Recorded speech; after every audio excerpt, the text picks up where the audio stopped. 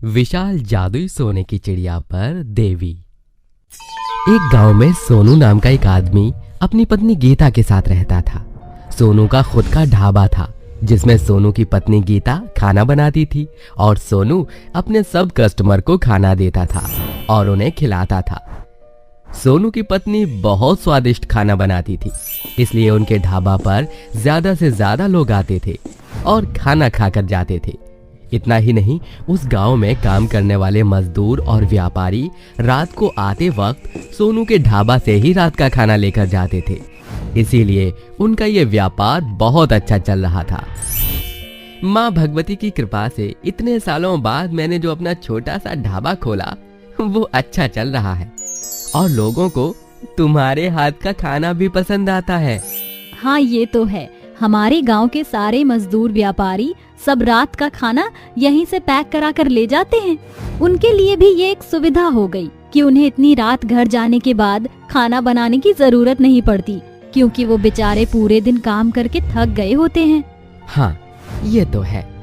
ऐसे ही माँ भगवती की कृपा से सब कुछ अच्छा चलता रहे तो मैं दूसरे शहर में एक और ढाबा खोल दूंगा जिसमें गांव के कुछ लोगों को काम पर लगा दूंगा ताकि उन्हें भी काम मिल जाए और हमारा व्यापार भी बढ़ जाए। जी सही कह रहे हैं आप, ये करना सही रहेगा। और माँ भगवती की हम पर साक्षात कृपा तो है ही, जिससे हमें अपने काम में अभी तक कोई नुकसान नहीं हुआ और आगे भी ना हो। भगवान की दया से हमारे पास सब कुछ है। लेकिन अब अगर कमी है तो सिर्फ एक संतान की। अगर एक बेटा या बेटी हो जाता तो हमारा वंश आगे बढ़ता। बस यही सोचकर मुझे रात दिन चिंता लगी रहती है। सोनू और गीता के पास सब कुछ होता है पर उन्हें संतान नहीं होती, क्योंकि गीता का कई बार बच्चा गिर गया था, जिसकी वजह से सब उन्हें बहुत ताने मारते हैं। और गीता की सास यानी कि सोनू की माँ भी उसे बच्चा नहीं होने की वजह से बहुत ताना मारती थी। आ गई कलमुही, बस बाहर काम ही करती रही हो। गोद तो तेरी अभी तक सूनी पड़ी है। पता नहीं किस जन्म में मैं अपने पोता पोती को खिलाऊंगी। पता नहीं कहां से इस कलमुही को उठा लाई मैं। शादी को 4 साल हो चुके हैं, लेकिन अभी तक ये एक भी बच्चे की माँ नहीं बन पाई।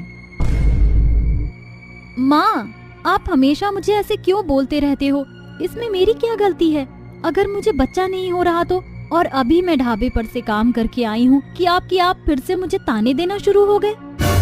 हाँ, बस काम ही करती रहे और कुछ मत करियो तू। कभी सोचा है वंश कैसे आगे बढ़ेगा? माँ जी, आप खाना खाइए, ये सब छोड़िए। ए रहने दे, मैं खुद बनाकर खा लूंगी। मुझे बांझन के हाथों का बना खाना नहीं खाना। ये क्या बोल रही है माँ जी आप मुझे? ऐसा कहकर गीता रोने लगती है और रोते हुए अपने कमरे में चली जाती है। सोनू को पता चलता है तो सोनू बोलता है, क्या हुआ माँ? अब तूने फिर से क्या बोल दिया इसे? टीचर पूछ लो जाकर, मैं बोलूंगी तो लड़ाई होगी घर में।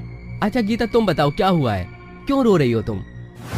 अच्छा तो ये बात है, तुम माँ की बातों को ज्यादा दिल पर मत लिया करो और माँ जब कुछ बोले तो जवाब मत दिया करो। तुम जब कुछ बोलोगी नहीं तो आगे वो क्या बोलेंगी? और भगवान पर भरोसा रखो, जल्दी तो माँ बनोगी।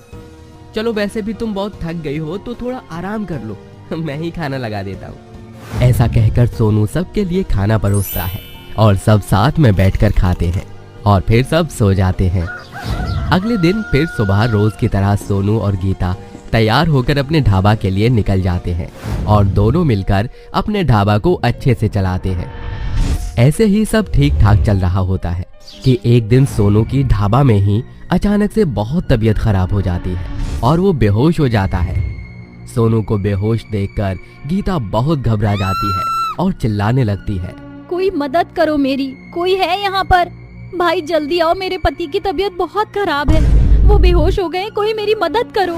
गीता की आवाज सुनकर वहाँ पर लोगों की भीड़ इकट्ठा हो जाती है और उनसे पूछने लगते हैं, क्या हुआ दीदी, तुम चिल्ला क्यों रही हो? क्या हो गया भाई साहब को? पता नहीं भैया, मेरे पति अचानक से काम करते करते बेहोश हो गए और उठ नहीं रहे हैं। मुझे इनको हॉस्पिटल लेकर जाना पड़ेगा, आप लोग मेरी मदद कर दो। तुम फिक्र मत करो बहन, हम तुम्हारे पति को हॉस्पिटल छोड़ देंगे। फिर भीड़ में खड़े कुछ लोगों में से 2 आदमी निकल कर आते हैं और सोनू को अपनी गाड़ी में बैठाकर हॉस्पिटल ले जाते हैं और फिर वो आदमी चले जाते हैं। तब गीता सोनू को डॉक्टर के पास लेकर जाती है। फिर डॉक्टर उसका इलाज करने लगते हैं और कुछ समय बाद सोनू को होश आ जाता है। इसके बाद गीता डॉक्टर से बात करती है। डॉक्टर, क्या हो गया था मेरे पति को? क्यों एकदम से वो बेहोश हो गए थे? बहन जी, अब क्या बताऊं मैं आपको। आपके पति को लंग इन्फेक्शन है। उनका जल्द से जल्द ऑपरेशन करना पड़ेगा और जिसमें 3 लाख रुपए लगेंगे। और ऑपरेशन करने से पहले इनका हम कुछ समय तक इलाज करेंगे। तो आप अभी जो मैं दवाई लिख कर दूंगा वो उन्हें समय समय पर दे देना। और ये आपका अभी तक का बिल है, आप ये बाहर काउंटर पर दिखाकर पैसे दे देना। ठीक है डॉक्टर साहब। ऐसा कहकर गीता वहां से चली जाती है। अभी तक जो भी गीता ने पैसे जमा किए थे वो सब डॉक्टर को दे देती है और अपने पति को लेकर घर आ जाती है और अपनी सास को सारी बात बताती है। हे भगवान, मेरे बेटे को क्या हो गया? अब इतने पैसे कहाँ से लेकर आएंगे हम? सब इस कलमुही की वजह से हो रहा है। जब से ये मेरे बेटे की जिंदगी में आई है तब से उसके साथ कुछ ना कुछ होता जा रहा है। माँ जी, अब इसमें भी आप मुझे क्यों दोष दे रही हैं? मेरी क्या गलती है? चुप रह कलमुही तू। एक तो तू बांझिन है, ऊपर से तू मुझसे ही जबान लड़ा रही है। चली जा यहाँ से। ये सुनकर गीता रोते हुए वहाँ से चली जाती है और अपने मंदिर के पास जाकर बैठ जाती है और माँ भगवती के सामने खूब फूट फूट कर रोने लगती है। हे माँ भगवती, तुम सबकी पुकार सुनती हो तो मेरी क्यों नहीं सुन रही? मेरे पति की मरने की हालत हो गई है और मेरे पास 1 रुपया नहीं है जो मैं उनका इलाज करा सकूं। और इधर मेरी सास मुझे रोज बांझन कहकर ताने देती रहती है कि अभी तक मेरी कोख सूनी है। मैंने क्या बिगाड़ा है? मेरी क्या गलती है माँ? कृपया मेरी मदद करें, मेरे पति को ठीक कर दो। ऐसा कहकर वो खूब फूट फूट कर रो रही होती है कि तभी वहाँ खूब तेज रोशनी होती है और उस तेज रोशनी में एक देवी माँ विशाल सोने की चिड़िया पर बैठी हुई प्रकट होती है और गीता से बोलती है, बेटी गीता, उठो, रो मत, मेरी तरफ देखो। देवी माँ, मैं तो धन्य हो गई आपके साक्षात दर्शन पाकर। हे माँ, मेरी मदद करो, मेरे पर बहुत बड़ी आपदा आ पड़ी है। हाँ बेटी, मैं जानती हूँ।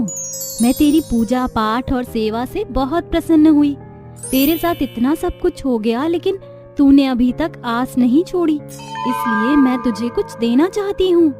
ऐसा कहकर विशाल सोने की चिड़िया पर बैठी देवी माँ अपने त्रिशूल से गीता को ढेर सारे 2000 के नोट देती है और विशाल जादुई सोने की चिड़िया अपने मुंह से हीरा निकालती है और पीछे से एक बड़ा सा सोने का अंडा देती है और देवी माँ गीता को बोलती हैं, ये लो बेटी गीता, इससे तुम्हारी सारी परेशानी दूर हो जाएगी और तुम्हारा पति बिल्कुल सही हो जाएगा। और संतान के लिए तुम इस नवरात्रि 9 दिन का व्रत रखोगी तो तुम्हें संतान की प्राप्ति भी होगी। ऐसा कहकर देवी माँ गीता को आशीर्वाद देकर अंतर्ध्यान हो जाती है और गीता देवी माँ को हाथ जोड़कर प्रणाम करती है और मिले पैसों से अपने पति का अच्छे अस्पताल में इलाज कराती है, जिससे उसका पति बिल्कुल सही हो जाता है। और मिले सोने के अंडे और हीरे को बेचकर गीता को जो पैसे मिलते हैं उससे वो अपना बड़ा सा होटल खोल देती है और आलीशान घर और गाड़ी खरीद लेती है और खुशी खुशी अपने परिवार के साथ रहने लगती है। फिर कुछ दिनों बाद नवरात्रि आती है तो वो 9 दिन का व्रत रखती है और देवी माँ की पूजा करके 9वें दिन कन्याओं को बिठाकर कन्या खिलाती है और गरीबों को दान भी करती है, जिससे देवी माँ का गीता को आशीर्वाद मिलता है और उसे देवी माँ की दया से कुछ समय बाद संतान की प्राप्ति होती है, जिससे सोनू, गीता और उसकी सास बहुत खुश होते हैं और उसकी सास उसे बोलती है, बेटा मुझे माफ कर दे, मैंने तुझे इतना कुछ कहा लेकिन तू चुपचाप सहती रही। नहीं माँ जी, माफी मत मांगिए, आप मेरी माँ समान हैं। आप मुझे आशीर्वाद दीजिए, मेरे लिए यही काफी है। ऐसा कहकर गीता अपनी सास से आशीर्वाद लेती है और अपने परिवार के साथ खुशी खुशी रहने लगती है और कुछ पैसे जमा करके अपने गांव में देवी माँ के लिए बड़ा सा मंदिर बनवाती है जो जादुई सोने की चिड़िया पर बैठी होती है और सुख शांति से उसमें रोज पूजा करती है।